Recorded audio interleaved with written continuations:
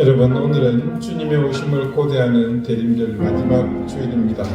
이제 내자루의 초에 불이 모두 밝혀졌습니다. 이제 오늘이 지나면 사흘 후 예수님이 이 땅에 오시는 날을 기념하는 성탄입니다.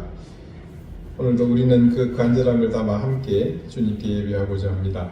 이제 자리에서 다 같이 일어나 우리를 위해 오실 구주를 기다리는 간절함을 담아서 함께 하나님께 예배드리겠습니다.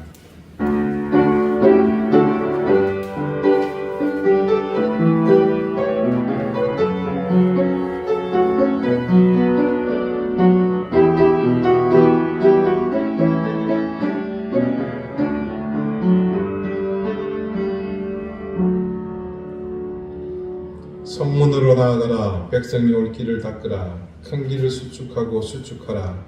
돌을 제하라. 만민을 위하여 기치를 들라. 여호와께서 땅끝까지 선포하시되 너희는 딸 시온에게 이르라. 보라, 너희 구원이 이르렀느니라. 보라, 상급이 그에게 있고 보응이 그 앞에 있느니라 하셨느니라. 아멘. 오늘 우리는 주님의 오심을 기다리는 대림의 끝자락에 섰습니다. 이제껏 진홍같이 붉은 우리의 죄를 눈과 같이 희게 맑혀주시는 은혜를 따라 그 거룩하고 위대한 탄생의 순간을 향해 가고 있습니다. 주님, 우리의 모든 죄를 씻기시고 구원의 자녀로 인쳐주시기 위해 구주로 오시는 주님의 탄생을 어느 때보다도 갈망하며 우리의 온 마음을 다해 고대하며 기다립니다. 2024년 이해의 끝자락, 세상은 소란하며 갈등으로 서로를 향해 증오를 부분하고 있습니다. 주님, 이 땅을 불쌍히 여기시고 오늘 이 땅의 모든 주의 자녀들이 바라며 소망하는 이곳에 능력과 사랑으로 역사해 주십시오. 우리의 예배를 받으시고 영광을 받아 주십시오. 예수 그리스도 이름으로 기원하옵나이다. 아멘. 6장 함께 찬송하겠습니다.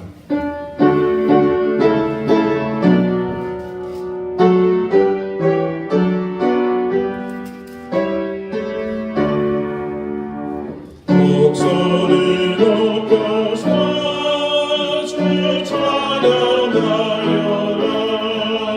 영광과 권세와 존귀와 위엄을 온누리 다스리시는 하나님의 함께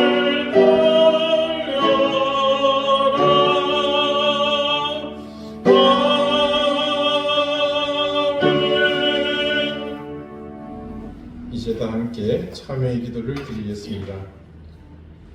하나님, 우리는 주님의 자녀입니다.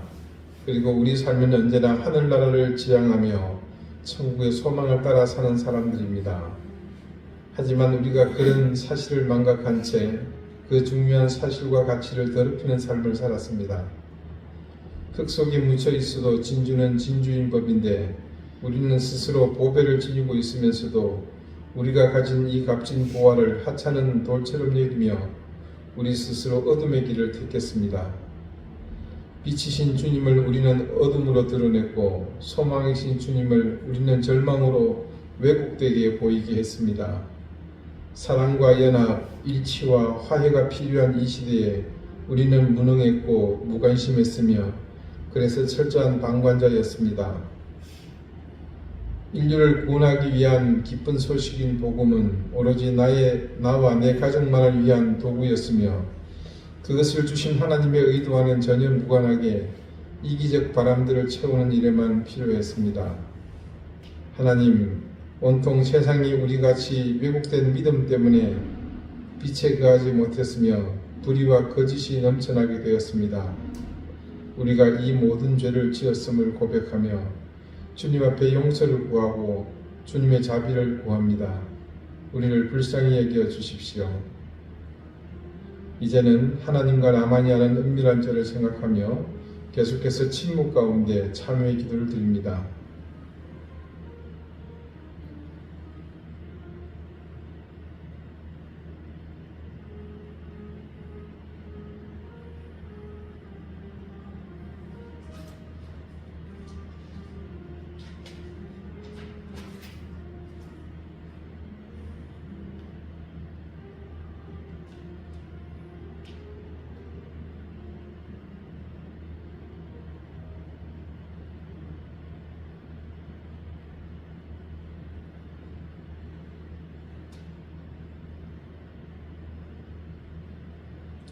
하나님께서는 자신의 부끄러운 죄를 솔직하게 고백하는 사람들에게 말씀하십니다. 내가 그들을 내버리지 아니하며 미워하지 아니하며 아주 멸하지 아니하고 그들과 맺은 내 언약을 폐하지 아니하리니 나는 여호와 그들의 하나님이 됨이니라. 아멘. 이제는 사도신경으로 우리의 신앙을 고백하오니 나는 전능하신 아버지 하나님 천지의 창조주를 믿습니다. 나는 그의 유일하신 아들 우리 주 예수 그리스도를 믿습니다. 그는 생명으로 잉태되어 동정녀 마리아에게서 나시고 본디오 빌라도에게 고난을 받아 십자가에 못 박혀 죽으시고 장사된 지 사흘 만에 죽은 자 가운데서 다시 살아나셨으며 하늘에 오르시어 전능하신 아버지 하나님 우편에 앉아 계시다가 거기로부터 살아있는 자와 죽은 자를 심판하러 오십니다. 나는 성령을 믿으며 거룩한 공교회와 성도의 교제와 죄를 용서받는 것과 몸의 부활과 영생을 믿습니다. 아멘. 자리에 앉으시기 바랍니다. 이제 다 함께 성시를 교독하겠습니다. 성시는 교독문 118번 구주강림 네 번째입니다.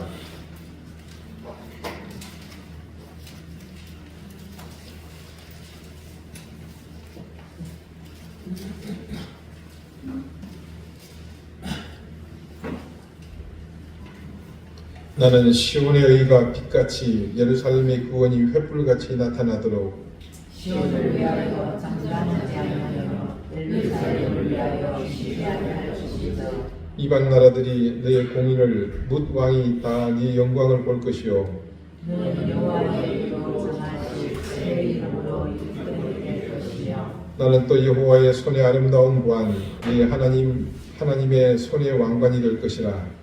나는 내 주는 하늘을 걸고 강림하시고 주 앞에서 산들이 진동하기를 불이 섭을 사르며 불이 물을 끓임 같게 하사 주의 원수들이 주의 이름을 알게 하시며 이방 나라들로 주 앞에서 떨게 하옵소서.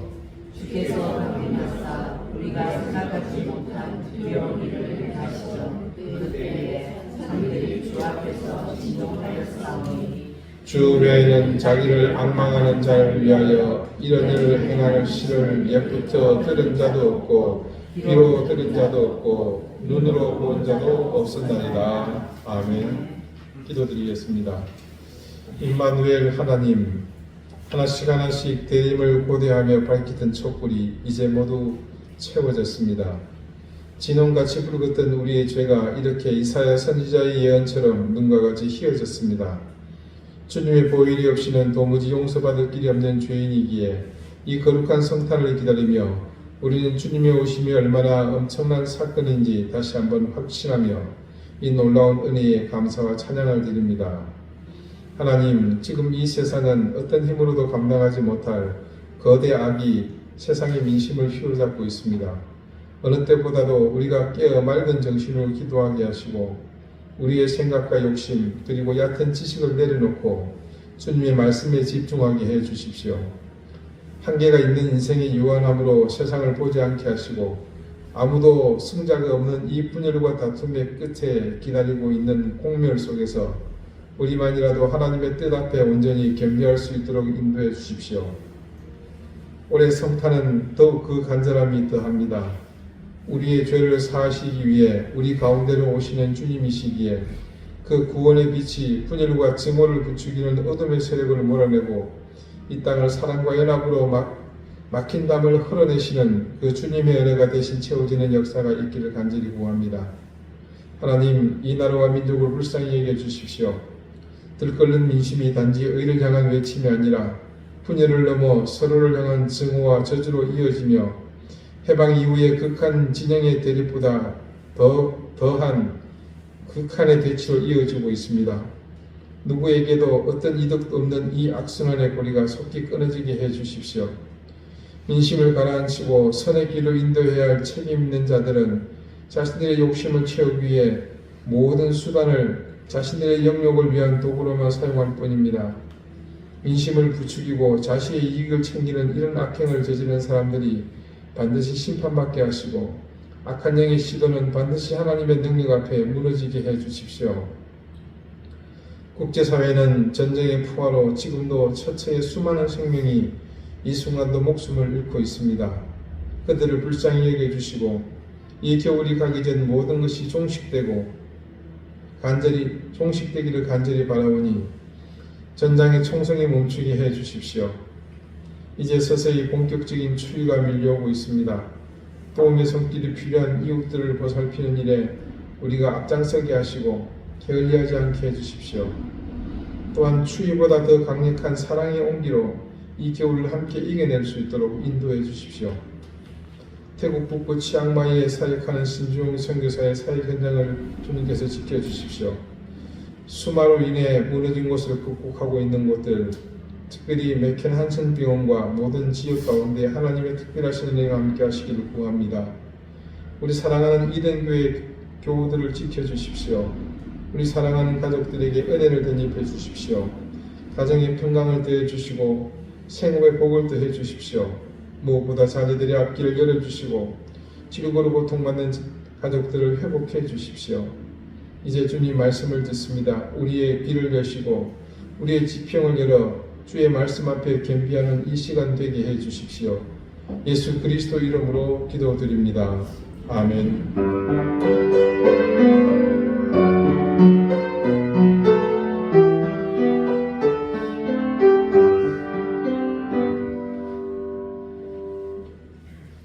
(104장) 함께 찬송하겠습니다.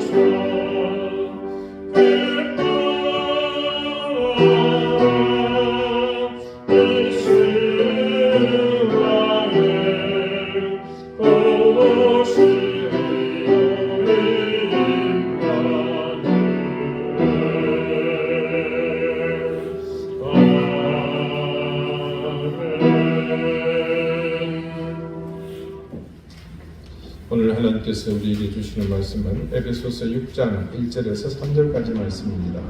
신약 316쪽입니다.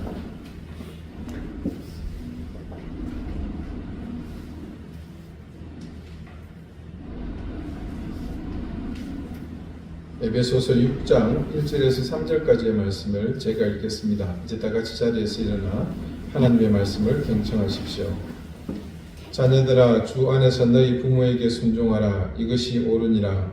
네 아버지와 어머니를 공경하라. 이것은 약속이 있는 첫 계명이니 이로써 네가 잘되고 땅에서 장수하리라. 아멘. 자리에 앉으시기 바랍니다. 하나님께서 이 말씀으로 우리에게 은혜 주시기를 원합니다. 오늘 말씀을 드리기에 앞서 한 이야기를 잠깐 드리려고 합니다. 한번 들어보시기 바랍니다. 주부를 대상으로 한 어느 강의 시간, 강사가 한 여성에게 칠판에 아주 절친한 사람 20명의 이름을 적으라고 했고, 그녀는 가족, 이웃, 친구, 친척 등 20명의 이름을 적었습니다. 그리고 강사는 이 중 덜 친한 사람의 이름을 지우라고 했습니다. 가장 먼저 그녀는 이웃의 이름을 지웠고, 강사는 다시 한 사람의 이름을 지우라고 했습니다. 그렇게 회사, 동료, 친구, 이웃 등의 많은 사람의 이름이 지워졌고, 드디어 칠판에는 단 4사람만 남았습니다. 부모님과 남편, 그리고 아이. 교수는 다시 한 명을 지우라고 했고, 그녀는 잠시 망설이다가 부모님의 이름을 지웠습니다. 마지막으로 남편과 아이 이름이 남았고, 또다시 한 명을 지워야 할 때 그녀는 한참을 고민하다가 각오한 듯이 아이의 이름을 지웠습니다. 그리고는 펑펑 울기 시작했고, 진정이 된 후 강사는 그녀에게 물었습니다. 남편을 지우지 않은 이유가 무엇입니까? 모두가 숨 죽이고 그녀의 대답을 기다렸고, 그녀는 이렇게 말했습니다. 시간이 흐르면 부모님은 세상을 떠날 것이고, 아이들은 자신들의 가정을 만들어 나를 떠날 것입니다. 마지막까지 함께 지낼 사람은 남편뿐이더라고요. 부부에 관한 이야기라 지난주까지 2주의 말씀을 생각하며 잠시 들려드렸습니다. 한편 오늘은 자녀들에게 부모를 어떻게 대해야 하는지 바울이 전하는 메시지입니다. 출애굽기 20장 12절 말씀이 이렇게 증거합니다.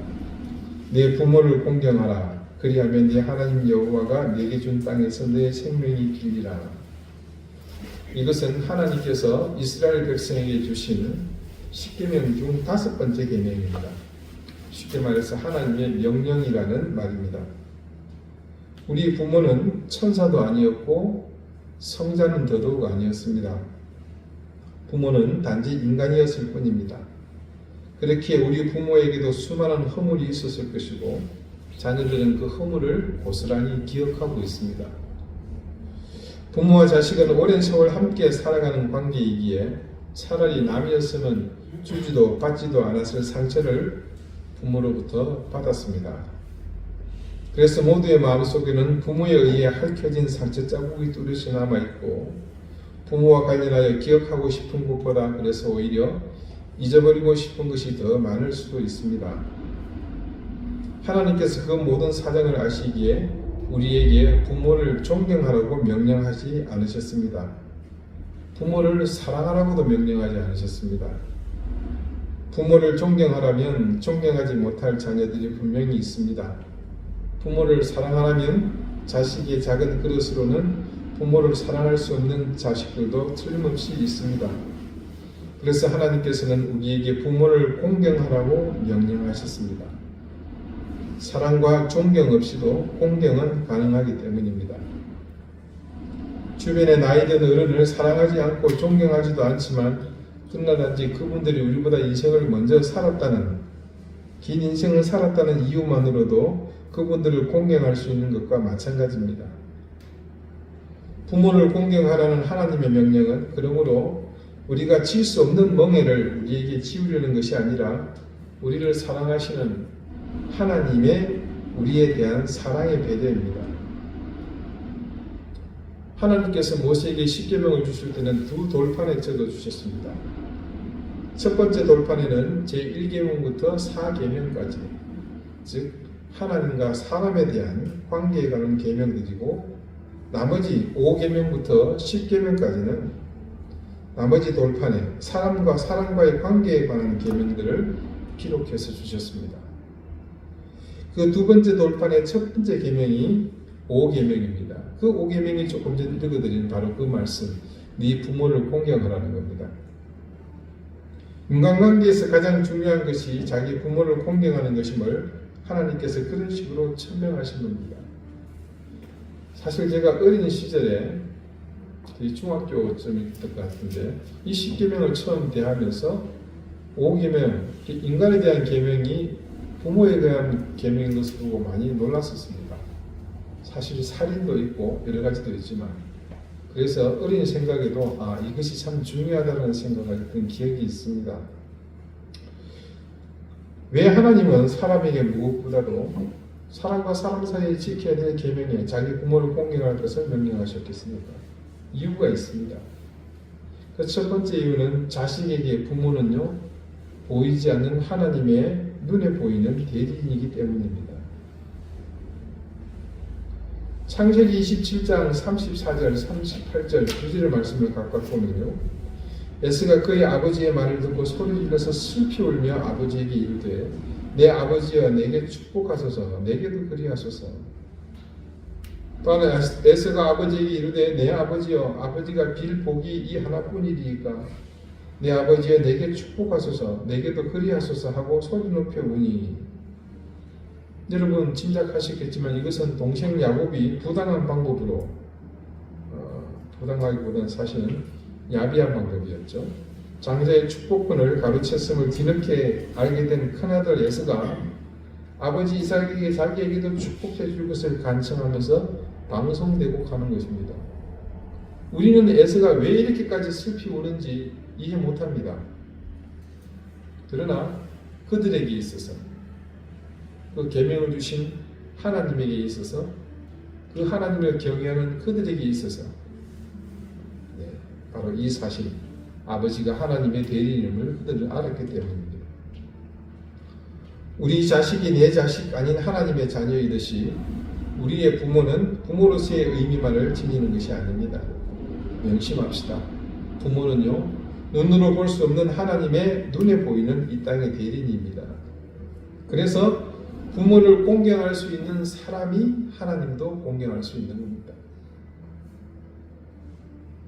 공경이란 인간의 의무와 관련된 단어입니다. 눈에 보이는 부모에게 공경의 의무를 행하지 않는 우리가 어찌 눈에 보이지 않는 하나님에 대한 의무를 다할 수 있겠습니까? 내가 부모의 삶 속에 이해할 수 없고 마음에 들지 않는 부분이 많다 하여 부모를 공경할 수 없다면 우리는 우리의 이 유한함 때문에 하나님을 이해할 수 없을 때마다 하나님으로부터 뒷걸음질 치지 않겠습니까? 이것이 우리에게 하나님께서 부모 공경의 의무를 명시하신 첫 번째 이유입니다. 어떤 처지, 어떤 상황에서든 눈에 보이는 부모를 공경할 수 있는 사람만이 눈에 보이지 않는 하나님에 대한 도리를 다할 수 있습니다. 두 번째 이유는요, 가장 근본적인 이유입니다. 우리 생명이요, 부모님으로부터 왔기 때문입니다. 여러분, 마태복음을 처음 펴면 뭐가 나옵니까? 족보가 나오죠. 아브라함과 다윗의 자손 예수 그리스도의 세계라. 아브라함이 이삭을 낳고 이삭은 야곱을 낳고 야곱은 유다와 그의 형제들을 낳고 유다는 다말에게서 베레스와 세라를 낳고 베레스는 헤스론을 낳고 헤스론은 람을 낳고 람은 아미나답을 낳고 쭉쭉 이렇게 나옵니다. 그 유명한 예수 그리스도의 족보 첫 부분이죠. 이 족보에 가장 많이 등장하는 단어가 뭡니까?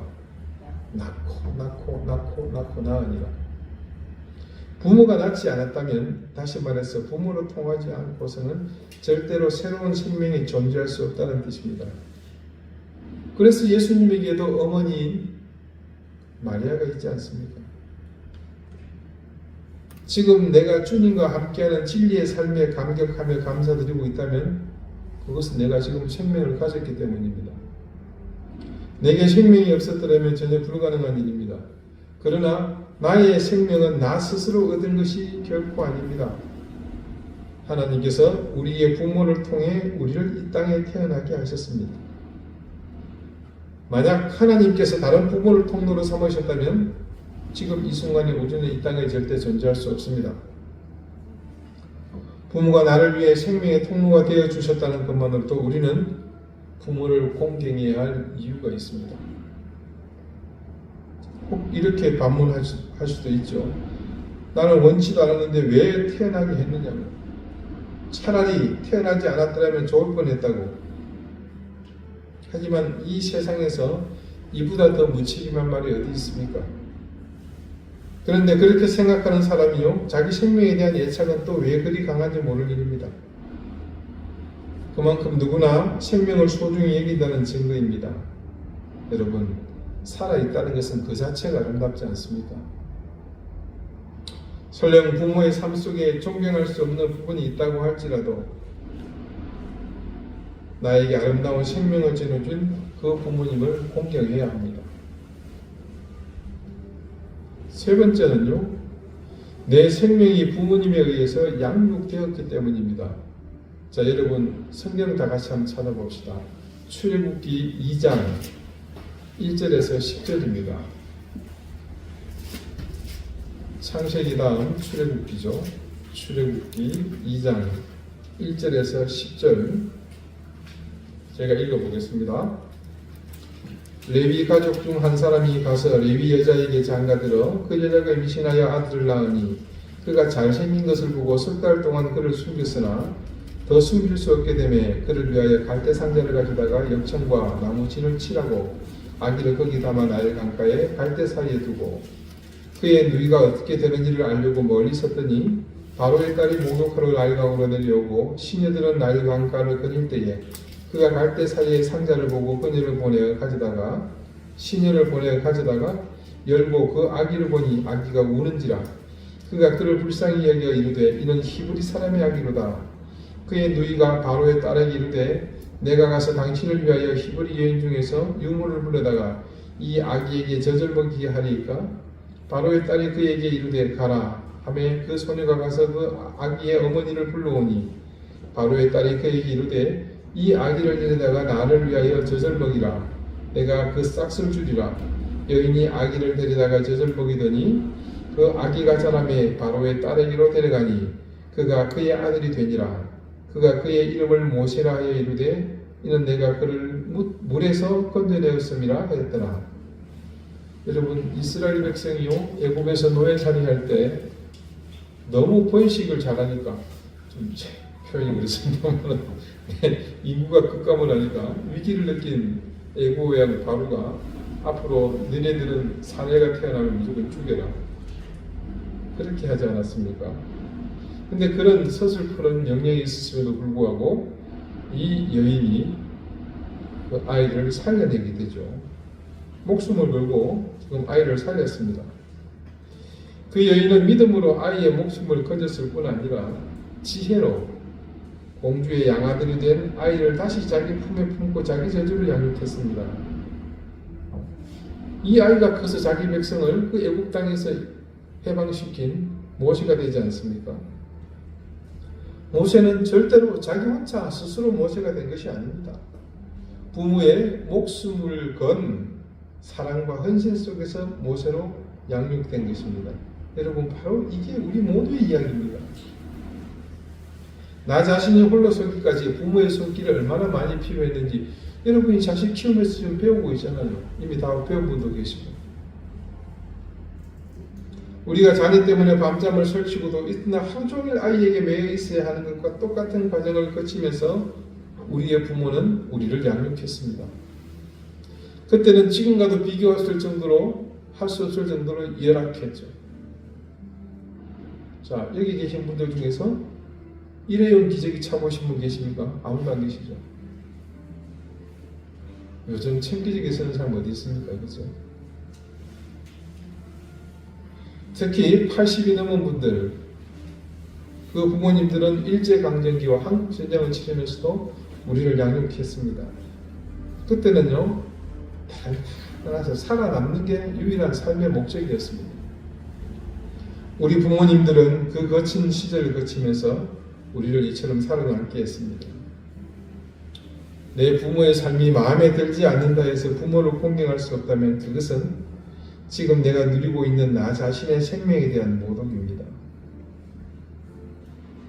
네 번째요. 부모 공경은 이해와 사랑을 낳기 때문입니다. 우리 룻기를 보면서 철저히 깨닫지 않았습니까? 자, 룻이 이르되 내게 어머니를 떠나며 어머니를 따르지 말고 돌아가라 강권하지 마옵소서. 어머니께서 가시는 곳에 나도 가고 어머니께서 머무시는 곳에서 나도 머물겠나이다. 어머니의 백성이 나의 백성이 되고 어머니의 하나님이 나의 하나님이 되시리니 어머니께서 죽으시는 곳에서 나도 죽어 거기에 묻힐 것이라. 만일 내가 죽는 일 외에 어머니를 떠나면 여호와께서 내게 벌을 내리시고 더 내리시기를 원하나이다 하는지라. 자, 룻이 시어머니 나오미에게 고백한 내용이지 않습니까? 자, 기억을 더듬어 봅시다. 모압 여인이었던 룻은 청산가부였죠. 그의 시아버지도 죽고 남편도 죽고 누굽니까? 아주버님도 죽고 동시에 세 여인이 모두 과부가 되었습니다. 시어머니 나오미는 흉년 때문에 더 이상 살 수가 없게 되자 두 며느리를 친정으로 돌려보냅니다. 그리고 그녀는 베들레헴으로 가고자 작정하죠. 큰 며느리 오르바는 시어미의 권유를 받아들였습니다. 아주 효부죠. 네. 그러나 작은 며느리 룻은 시어머니의 말미에도 불구하고 시어머니를 따라 났습니다. 자식도 없고 남편이 죽었으니까 사실 한 장 넘기면 그냥 남남이죠. 그리고 얼마든지 자기 인생을 살 수 있습니다. 자식이 없었으니까 사실상 시어머니가 살았던 기간도 되게 짧았다고 봐야죠. 또 뭐 특별히 정이 들고 할 것도 없어요. 더군다나 더 심각한 게 있었죠. 모압 여인이었고 유대 사람입니다. 철천지 원수관이었죠. 아무리 봐도 이리 봐도 저리 봐도 이 룻이 시어머니를 따라갈 이유가 없습니다. 그럼에도 룻은 모든 것을 버리고 죽는 것 외에 어머니를 떠나면 자기에게 여호와께서 벌을 내리실 것이라 그런 말까지 심지어 합니다. 왜 그랬습니까? 여호와의 벌 내리심을 말하는 그녀는 여호와 하나님을 공경하는 사람이었기 때문입니다. 그래서 네 부모를 공경하라는 이 귀한 계명을 이 룻은 지켰던 겁니다. 그러나 시어머니의 고향인 베들레헴으로 이주해 함께 사는 동안 그 시어머니와 이 룻은 더욱 깊은 신뢰관계를 형성하게 됩니다. 한없는 사랑과 이해가 그들 가운데에서 생겨나게 되죠. 마침내 시어머니인 나오미가 이 며느리의 계가를 주선합니다. 그렇게 보아스와 이루게 된 가정을 통해 위대한 다윗이 태어나지 않았습니까? 그리고 예수님은 그 족보를 따라 이 땅에 오셨습니다. 룻의 부모 공경이 빚어낸 계가였습니다. 이처럼 공경은 반드시 이해와 사랑을 낳습니다. 부모와 자식 간에는 많은 차이가 존재합니다. 시간의 차이, 문화의 차이, 사고의 차이, 관습의 차이 등등. 우리나라처럼 지난 수십 년간 엄청난 변화의 경랑을 거쳐온 경우에는 그 차이가 더욱 심각할 수밖에 없습니다. 그러나 자식인 여러분의 시간도 흐르고 있습니다. 우리가 부모에 대한 공경심을 갖고 있는 한 그 세월의 흐름 속에서 공경심은 이해를 잉태하는 법입니다. 예전에는 이해할 수 없었던 것을 부모의 나이가 되어가면서 그럴 수밖에 없었겠다고 이해하게 됩니다. 그런 이해를 통해서 우리에게는 사랑이 생겨나게 되는 거죠. 이해는 포용과 수용인데 그것은 바로 사랑의 초석이기 때문입니다. 그래서 부모에게 자발적인 존경과 사랑을 드러내게 되는 겁니다. 부모를 이해하지 못하던 자식이 부모가 죽고 난 후 그 다음에야 부모의 모든 것을 이해하게 되는 것은 부모를 잃고서야 비로소 부모의 존재를 인정하게 되기 때문입니다. 공경한다는 것은 인정하는 것입니다. 이해도 사랑도 인정의 터전 위에서만 세워집니다. 그래서 지금부터라도 부모를 공경해야 합니다. 그분이 지금 살아있는 동안 그분과 그분의 모든 것을 인정해야 합니다. 우리가 백발노인이 되었을 때 그리워할 사람은 그 누구도 아닌 우리의 부모입니다. 이것은 귀소 본능을 가진 인간의 공통적인 본능입니다. 그때 부모 공경 못했음을 땅을 치면서 후회해도 아무 소용이 없습니다.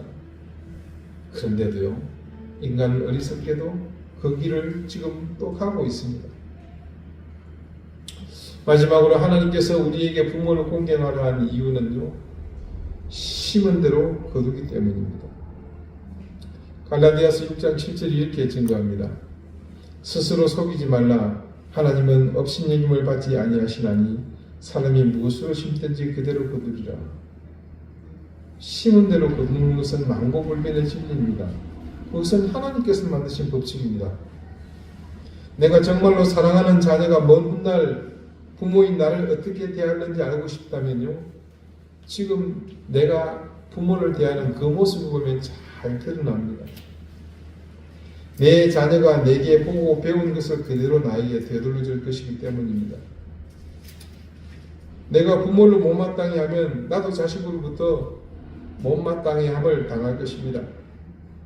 내가 입으로만 효도하면 내 자식들도 입으로만 효도하고, 내가 돈으로만 효도하면 내 자식들도 돈으로만 효도할 것입니다. 그러나 내가 이해와 사랑을 낳는 공경심으로 부모를 대하면 우리 역시 우리의 자녀들로부터 공경을 되돌려 받을 것입니다. 자식과의 관계는 훗날의 일임으로 제쳐둔다고 하더라도 내가 뿌린 씨앗의 열매는 지금 내 삶 속에서 먼저 드러나고 있음을 잊어서는 안 됩니다. 많은 사람들이요, 부모와의 사이에서, 부모 슬하에서 성장기를 보낼 때 부모와 갈등을 빚을 때마다 이 다음에 내가 자식 낳으면 나는 부모의 저런 부정적인 면만은 절대 담지 않으리라고 결심합니다. 그런데 어떻습니까? 그랬던 사람들이 자기 자녀를 대하는 모습 속에서 자신이 그토록 담지 않으리라 결심했던 부모의 그 부정적인 모습과 동일한 자신을 발견하고는 깜짝깜짝 놀라지 않습니까? 그토록 담지 않으려고 했는데 왜 판에 박은 듯한 자기 부모의 부정적인 모습이 그대로 내게 생겨나는 것이겠습니까? 그 이유를 이제 여러분은 짐작하실 겁니다. 부모의 부정적 모습 때문에 그런 부모를 누구보다도 내가 미워했기 때문입니다. 미움은 반드시 마음속에 쓴 뿌리를 내리고, 쓴 뿌리는 우리가 그토록 증오했던 부정적인 열매들을 고스란히 우리에게 되돌려주는 법입니다. 미움은 반드시 미움의 대상을 담게 한다는 말이죠. 여러분, 시집살이를 고되게 한 며느리일수록 나중에 며느리를 이해하는 좋은 시어머니가 될 것 같지만 오히려 그 정반대의 경우가 훨씬 많습니다. 바로 여기에 이유가 있는 거죠. 미움의 텃밭에서 자란 쓴 뿌리는 자기 당대에만 그치지 않습니다. 쓴 나무가 아니고, 쓴 잎이 아니고, 쓴 열매가 아니고 뭐라고요? 쓴 뿌리라고 하지 않습니다. 그것은 대를 이어가면서 쓴 뿌리를 내고 열매를 맺습니다. 그러므로 지금부터 겸손한 마음으로 우리의 부모를 공경합시다. 부모와의 관계에서 그 어떤 쓴 뿌리도 내 삶 속에 뿌리 내리지 못하게 해야 합니다. 그것은요, 나만을 위한 것이 아니라 내 자식을 위한 일이기도 합니다. 확실히 뿌리내로 거둔다는 것은 변함없는 하나님의 법칙입니다. 그러므로 나에게 생명을 지내준 내 부모를 공경하는 것은 부모로부터 받은 나의 생명을 내 자식 앞에서 더 높이는 일입니다. 초창기 기독교가 전해졌던 우리나라는 조선시대였습니다. 그때 조선은 성리학이 통치 이념이요 사회윤리의 근간이 되었던 그런 시대입니다. 그때 우리나라는 기독교를 일컬어 무부, 무군, 즉 임금도 부모도 몰라보는 사교라면서 엄청난 박해를 가했습니다. 이유는 간단했습니다.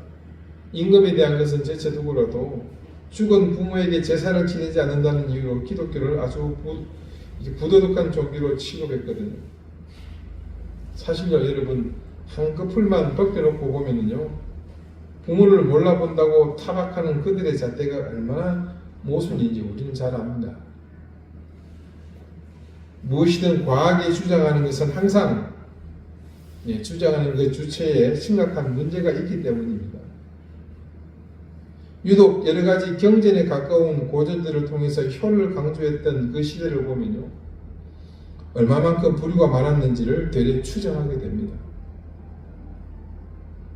죽고 떠난 부모에게 예를 다하는 헛된 행동보다는 살아생전 효를 다하라는 인간의 첫 번째 계명을 강조한 이 말씀의 가르침이 훨씬 더 가치 있다는 생각은요, 이 말씀을 다 보아야 깨달을 수 있는 귀한 진리입니다. 제가 부목사로 있던 교회에서 은퇴 장로님의 부인 되시는 권사님이 병석에서 오래 고생하시다가 세상을 떠나셨습니다. 자녀들은 조금 떨어진 곳에 살고 있었던 것으로 알고 있는데 어느 누구도 잘 찾아오지도 않고 그 은퇴하신 장로님이 노고에도 불구하고 병든 권사님을 수발하고 계셨습니다. 장례를 치르면서 저도 그 장로님들의 자녀들을 처음 봤습니다. 어릴 때는 지금 교회 집사님들과 친구로 지내면서 중고등부, 청년부를 함께 다니던 그 교회의 신자였습니다. 장례를 치르면서 이제 발인을 하는데 친구로 지내던 교회의 중년이 된 집사님들이 친구 어머니 되시는 이 권사님의 관을 웅고하게 되었습니다. 근데요, 그때 제가 봐도 이 시신을 모시는 관이 조금 과하다는 생각이 들었습니다. 혹은 목재로요, 두껍게, 외부 장식도 아주 고급스러워 보여서요, 누가 보더라도 이거 비싸다, 그런 생각이 들었습니다. 그러다 보니 그 관의 무게가 보통 관의 무게보다 서너 배 이상 무거웠습니다. 그러니 웅고하는 사람들이 관의 무게 때문에 옮기느라 골고 치렀습니다. 그때 한 젊은 집사가 무심결에 한마디 합니다. 이 집사는 평소에도 머릿속에 담은 생각을 거침없이 여과 없이 잘 내뱉는 사람입니다. 망할 놈의 새끼, 살아있을 때나 잘하지, 지랄한다고. 이 말하는 집사님의 말은 평소 그냥 흘려듣는 게 일상인데 그때는 그게 지금도 생각날 정도로 벌써 15년이 넘었거든요. 15년이 뭡니까? 20년 가까이 돼요. 풍수지찬이라는 말이 있죠. 중국의 한시입니다. 수욕정이 풍부지요, 자욕양이 침부되라. 왕이 불가 추자였냐요, 거의 불견 자친야라. 나무는 고요히 머물고자 하나 바람이 그치지 않고, 자식은 봉양하고자 하나 부모님은 기다려 주시지 않네. 한번 흘려가면 쫓아갈 수 없는 것이 세월이요, 가시면 다시 볼 수 없는 것은 부모님이시네. 오늘 말씀에는요, 아버지와 어머니를 공경하는 것이 약속 있는 첫 계명이라는 사실과 더불어 이 계명을 잘 지키는 사람은 잘 될 뿐 아니라 뭐라고요? 땅에서 장수하리라고 합니다. 우리는 하나님의 복을 너무나 간절히 빌고 바라며 삽니다. 그런데 여기 복을 받는 길이 있네요. 잘 된다는 말의 의미가 무엇을 뜻하겠습니까? 형통하게 된다는 그런 의미 아니겠습니까? 그리고 장수하리라고 합니다. 하나님이 장수하게 해주시는데 어디 병석에서 골골하면서 장수하는 것을 의미하겠습니까? 아니면 남에게 구걸하면서 오래 사는 것을 의미하겠습니까? 아마 지면이 협소해서 다 담지는 못했겠지만 분명 빈곤하게 목숨만 유지하는 장수가 아니라 무병장수일 것입니다. 현대의학, 생명과학의 최종 목적인 생명 연장의 꿈이요, 이미 성경 말씀에는 실현할 수 있는 길이 있었습니다. 자칫 복음에 대해 무지한 사람들이, 신앙생활하는 사람들이 부모를 공경하는 일에 소홀할 것이라 지레짐작하는 사람들이 많은데 어떻습니까? 전혀 그렇지 않습니다. 성경은요, 부모를 공경하지 않는 사람을 돌로 쳐서 죽이라고까지 율법에서 가르쳤습니다. 어떤 종교나 경전과의 우애를 비교하는 무의미한 일에 앞서 우리는 이 말씀에 더욱 많은 무게를 두면서 부모를 공경하는 일에 집중해야 하겠습니다. 자, 이 말씀을 듣는 내내 뭔가 좀 불편한 것들이 있는 분들이 계시죠? 그 불편함은 다름이 아니라 이미 이 땅에 부모님이 안 계신 분들입니다. 저 역시 수년 전에 부친을 주님께 보내드린 입장에서 같은 생각입니다. 그러나 우리가 이 말씀을 들으며 마음속에 드는 한 가지 생각이 있습니다. 그것은 우리가 자녀에게 공경하고 순종할 수 있는 그런 부모가 되어야겠다는 생각입니다. 다음 주에는 올해 마지막 주일인데 해당 본문의 말씀이 자녀에 대한 부모의 도리편입니다. 오늘 이 말씀 속에서 부모된 우리가 자녀가 우리를 공경하도록 살자는 다짐을 구체적으로 어떻게 할 것인지 또 함께 생각하며 한 해를 잘 마무리했으면 좋겠습니다. 이제 이번 주일이 지나고 수요일이면 성탄절입니다. 크리스마스입니다. 그날은 우리가 아는 것처럼 동화 속의 이야기 같은 사건이 아닙니다. 요셉은요, 결혼도 하지 않은 약혼녀 만삭의 마리아와 나사렛에서 호적지 베들레헴으로 목숨을 건 긴 여정을 감당해야 했습니다. 심지어 출산 임박한 임산부가 묵을 곳이 없어서 그 밤에 외양간에서 위험한 출산을 감행함으로 이 성탄은 이루어졌습니다. 들판의 목자들, 천사들의 노랫소리, 동방박사의 등장, 마치 한 폭의 그림 같은 모습이 예수님 탄생의 진실이 아닙니다. 그 속에는 위대한 부모인 요셉과 마리아가 있었기에 그것이 가능했습니다. 아버지 요셉과 어머니 마리아가 없었다면 구주는 이 땅에 오시기 힘들었습니다. 기도드리시겠습니다. 하나님, 우리가 자녀였습니다. 그리고 지금은 또한 부모이기도 합니다.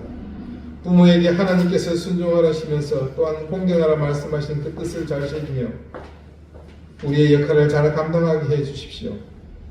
기다려주지 않는 시간의 제한을 받을 수밖에 없는 그 한계 속에 우리의 부모도 거한다는 사실을 기억하며 오늘 효를 다하는 데 소홀함이 없게 하시고 또한 우리가 자녀에게 그런 자리를 준비하는 부모가 되게 해주십시오.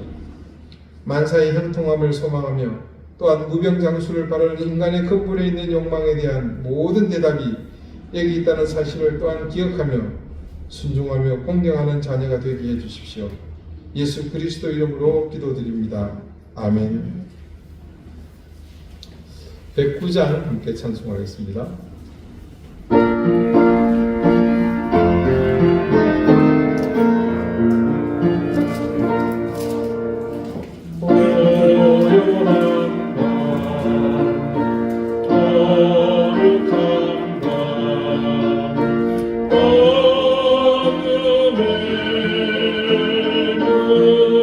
주의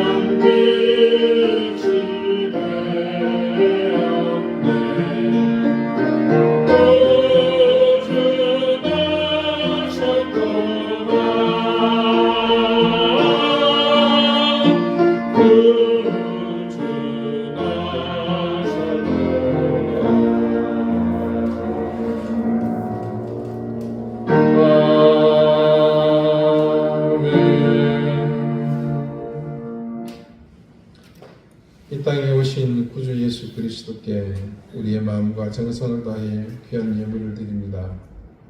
모든 것이 하나님으로부터 왔음을 믿고 그 믿음에 대한 고백으로 하나님 주신 것을 정성스럽게 구별했습니다. 그렇게 드린 손길들의 마음을 주께서 헤아려 주시고 그 정성 위에 하늘의 신령한 은혜와 땅의 기름진 복을 귀하게 더해 주십시오. 생업에 복을 주시고 가정에 평강을 더하시며 무엇보다 자녀의 길을 형통케 하시옵소서. 질고를 물리쳐 주시옵소서. 교회를 위해 수고하며 섬기는 손길들의 수고와 눈물과 땀과 헌신을 기억해 주십시오. 감사드리며 예수 그리스도의 이름으로 봉헌 기도드립니다. 아멘. 교회 소식, 이번 수요일 성탄 예배 함께 있습니다. 뒤에 성탄 헌금 봉투가 준비되어 있으니까 필요하신 분들은 성탄 헌금을 드리시기 바라고, 지난번 추수감사 때 예고했던 것처럼 두 절기의 헌금을 모아서 어려운 교회를 돕는 일에 저희가 사용하도록 하겠습니다.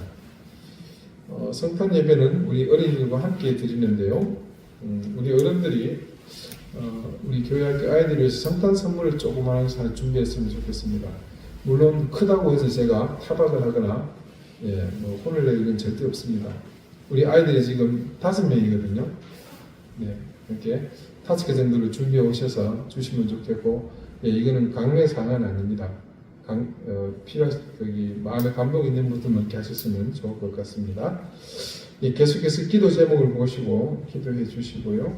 특별히 좀 나라가 많이 어지럽고 시끄럽습니다. 정치 생각이 왼쪽이냐 오른쪽이냐 그걸 떠나서 저는 중심이 있어야 된다고 봅니다. 그걸 교회가 해줘야 되는데 요즘 교회도 목회자들도 진영이 휘둘려가지고 온데가 다 날린 것 같습니다. 어떻게 생각하면 무책임한 그 말일 수도 있겠지만, 그러나 우리는 하나님의 중심을 따라서 누구든 마지막에 남아서 정리해야 할 것이 우리 그리스도인이라고 봅니다. 지금 이 대립과 다툼의 끝은 뭡니까? 모두가 다 피해자입니다. 승자가 있을 수 없는 싸움이고, 그래서 저는 이것이 악한 영의 일이다, 저는 그렇게 보고 있습니다. 그래서 이거는 우리 그리스도인들이 반드시 이 사태가 지나가도록 위해서 기도하고 함께 매달려야 할 일이라고 그렇게 생각을 합니다. 다 같이 자리에서 일어나셔서 앞뒤 좌우에 계신 분들과 다정하게 인사를 나누시겠습니다. 54장 함께 찬송하시죠.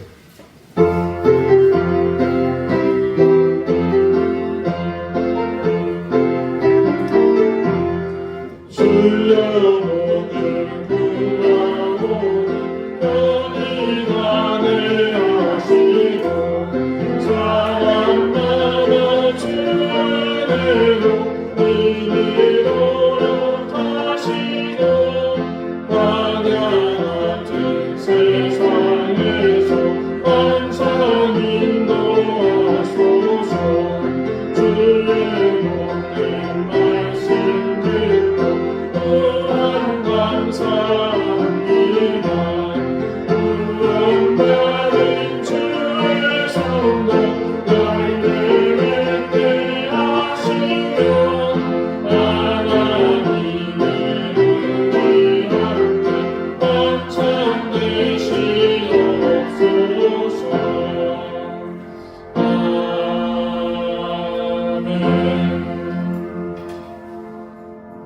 이제는 예수 그리스도의 은혜와 하나님의 사랑과 성령의 교통하심이 부모인 우리, 자녀인 우리, 부모였으나 자녀였던 우리 모두 위에 이제로부터 영원토록 항상 함께 하시기를 간절히 축원하옵나이다. 아멘.